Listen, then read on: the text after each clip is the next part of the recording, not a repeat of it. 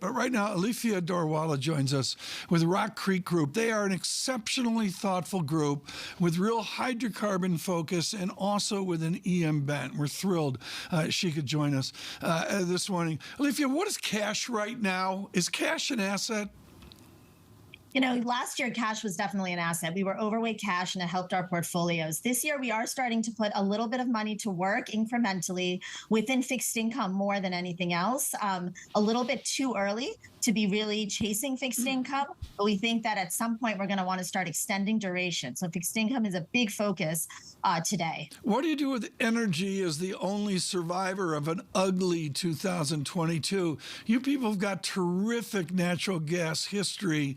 How do you frame that, or how do you bet on that out 3 years?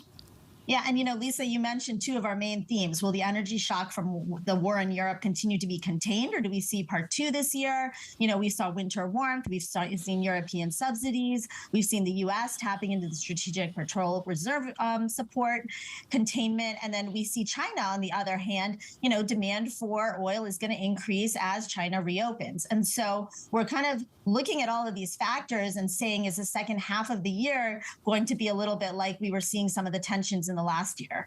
So let's put those two ideas together. You were saying it's not time to lean into duration, but you're waiting to, and the potential for the energy crisis to rear its head. What are you waiting for? We've seen a rally already. So yields are already almost a percentage point off the recent highs for the 10-year. What are you waiting for to say it is time?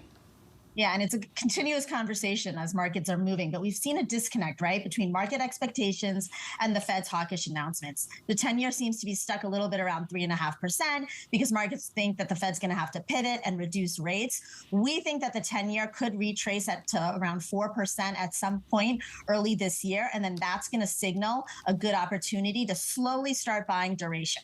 Again, we're looking for good entry points to start extending duration in our fixed income portfolios, but we don't want to chase anything, because we do think that we're still a long way off from the Fed really signaling any sort of even pause. What's interesting to me is the idea of a 4% 10-year yield and the implication for equities that previously sold off when yields went up. But if we have an environment where it's a positive look at the economy, at what could potentially happen with growth, is it also going to be positive for equities in the short run?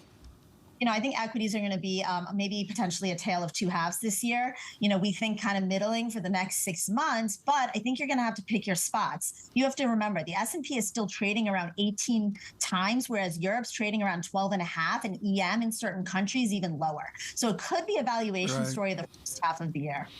Alifia, with you and Afsani, let's just talk about the Vogue again. I believe it was a Vogue 12 months ago, 24 months ago, 36 months ago. You get the theme. EM and international are back. Is this time different? It feels like a little bit of a consensus trade because you're starting to hear people really talk about it more. And again, you can't generalize EM. I mean, China to Brazil to India, these are completely different factors, completely different time horizons you have to have.